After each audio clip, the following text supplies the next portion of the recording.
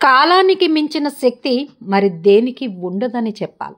కాలమహిమ అన్నమాట ఊరికే అనరన్నట్లుగా అనిపిస్తుంది హైదరాబాద్ రాజకీయాలను చూసినప్పుడు.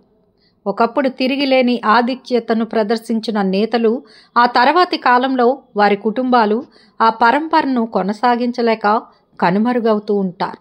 ఇప్పుడు అలాంటి పరిస్థితి హైదరాబాద్లోని 2 బలమైన రాజకీయ కుటుంబాలకు ఎదురైనట్లుగా చెప్పాలి. జూబ్లీహిల్స్ ఉప ఎన్నిక నేపథ్యంలో బీఆర్ఎస్ అభ్యర్థిగా బరిలోకి దిగిన మాగంటి సునీత రాజకీయ భవిష్యత్తు ఇప్పుడు ప్రశ్నార్థకంగా మారిందని తెలిపాలి. హైదరాబాద్ మహానగర పరిధిలోని జూబ్లీహిల్స్ నియోజకవర్గంలో తిరుగులేని ఆధిక్యతను ప్రదర్శించేవారు దివంగత మాగంటి గోపీనాథ్. హ్యాట్రిక్ ఎమ్మెల్యేగా ఆయన ప్లానింగ్ ఎంత పక్కాగా ఉంటుందనడానికి ఆయన ఎమ్మెల్యేగా 3 సార్లు గెలవటమే నిదర్శనంగా చెప్పొచ్చు. అలాంటి ఆయన అనారోగ్యంతో కాలం చేయటం, ఈ నేపథ్యంలో వచ్చిన ఉప ఎన్నికల్లో బీఆర్ఎస్ అభ్యర్థిగా మాగంటి గోపీనాథ్ సతీమణి మాగంటి సునీతకు టికెట్ ఇచ్చారు. మాగంటి పరంపరను ఆమె కొనసాగిస్తారన్న ప్రచారం భారీగా సాగింది. అయితే అదేమంత తేలికైన విషయం కాదన్న విషయం తాజాగా వెలువడిన ఎన్నికల ఫలితాలు స్పష్టం చేశాయి. తాజా ఓటమితో మాగంటి సునీత రాజకీయ భవిష్యత్తు ప్రమాదంలో పడినట్లే చెప్పాలి. మాగంటి గోపీనాథ్కు సునీతకు మధ్యనున్న తేడా తాజా ఎన్నికల ఫలితాల్లో కొట్టొచ్చినట్లుగా కనిపించిన పరిస్థితి. దాదాపు కొన్నేళ్లుగా జూబ్లీ హిల్స్లో తనకు తిరుగులేదన్నట్లుగా వ్యవహరించిన మాగంటి ఫ్యామిలీకి తాజా ఓటమి వారి కుటుంబానికి రాజకీయంగా గడ్డు పరిస్థితి తీసుకొచ్చి పెడుతుందన్న విషయాన్ని వారు గుర్తించక తప్పని పరిస్థితి. హైదరాబాద్లోని మరో రాజకీయ కుటుంబం ఉంది. షెడ్యూల్ కులాలకు చెందిన బీఆర్ఎస్ నేత సాయన్న పేరు చెప్పినంతనే కంటోన్మెంట్ అసెంబ్లీ నియోజకవర్గం గుర్తుకు వస్తుంది.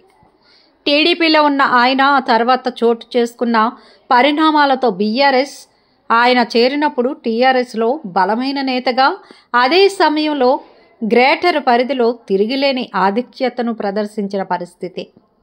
ఇక 2023 ఎన్నికలకు కాస్త ముందుగా అనారోగ్యంతో హఠాత్తుగా మరణించిన సాయన్న స్థానంలో ఆయన కుమార్తెను బరిలోకి దించారు. కేసీఆర్ ఇమేజ్కు ఏమాత్రం తగ్గకుండా ఎమ్మెల్యేగా గెలవటం అంత తేలికైందేం కాదు. అయితే ఇదంతా జరిగిన కొద్ది రోజులకే రోడ్డు ప్రమాదంలో ఎమ్మెల్యే లాస్య నందిత మరణించారు. దాంతో మరోసారి ఆ కుటుంబానికి చెందిన వారికి కంటోన్మెంట్ ఎమ్మెల్యేకు టికెట్ కేటాయించిన బీజేపీ తమ అభ్యర్థి ఉత్తినే గెలుస్తాడని భావించారు. అందుకు భిన్నంగా సాగి కాంగ్రెస్ పార్టీకి చెందిన అభ్యర్థిగా బరిలోకి దిగారు శ్రీ గణేష్. నిజానికి కాంగ్రెస్లో చేరటానికి ముందంతా ఆయన బీజేపీలో ఉండేవారు. ఎప్పుడైతే కాంగ్రెస్ పార్టీ అభ్యర్థిగా మారారో ఆయన తీరు కూడా మారిపోయింది. మొత్తంగా 2 ఉప ఎన్నికలు హైదరాబాద్లో పేరు మోసిన 2 రాజకీయ కుటుంబాలకు తీరని కష్టాన్ని, తిరుగులేని ఆధిక్యతకు గండిపడేలా చేసిందని చెప్పాలి.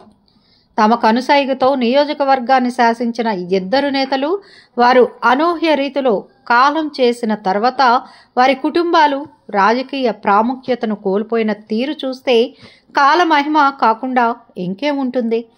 ఇప్పటికే కంటోన్మెంట్ నియోజకవర్గంలో సాయన్న కుటుంబం తన చరిష్మాను కోల్పోతుంటే ఇప్పుడు జూబ్లీహిల్స్ నియోజకవర్గ పరిధిలో మాగంటి కుటుంబానికి అలాంటి పరిస్థితి నెలకొందన్నమాట వినిపిస్తోంది. బ్యాడ్ లక్ అంటే వీరిద్దరూ ఒకే పార్టీకి చెందిన వారు కావటం గమనార్హం.